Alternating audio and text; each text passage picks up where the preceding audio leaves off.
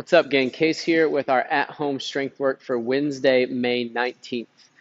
4 rounds today of 12 sumo deadlift, 12 tuck-ups with a pause at the top and the bottom, and then 15 feet elevated glute bridges. So we've been doing 3 rounds the last few weeks. This will be our last week for these 3 strength movements. And then we'll be moving into a new cycle starting next week. So we're bumping it up around, thus pushing up the volume higher than what we've been so far.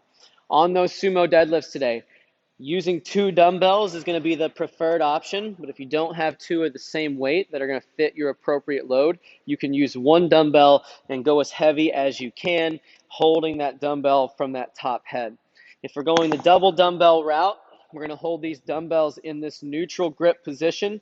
Feet are going to be a few inches outside of shoulder width, toes angled out slightly. From here, as we descend or before we descend, we want to squeeze our butt tight and our belly tight, but keeping that tall spine. Send those hips back so we're loading up the hamstrings, pushing the knees out wide. Once your fists get down to about mid-shin, squeezing your butt, squeezing your belly to stand at the top. Try not to lean back. Be tall and stiff. Send those hips back. Fists should be right beneath the shoulders and right between the line created by the arches of your feet. Long spine, belly tight in the bottom to support that spine. Squeeze your butt and belly to stand. 12 reps there, and then we'll move into 12 reps on our tuck-ups. 1 second pause at the bottom and the top. So this hollow position, the start of that tuck-up is probably the hardest part of this movement. So if you're not able to keep your low back on the ground with long arms, long legs, not far off the ground, we don't want to start here. We want arms or hands and feet to be close to the ground.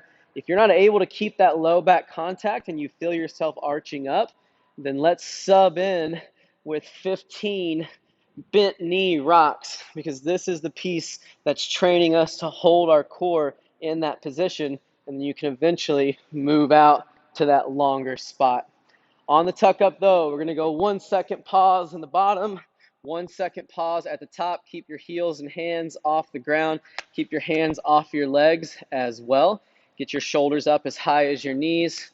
Reach long in the bottom. Pause for a moment. Pause at the top. 12 reps there. Finishing up with 15 feet elevated glute bridges. You can use anything that's a foot to 14 inches tall. You can use a basketball, volleyball, something like that as well. Small stool.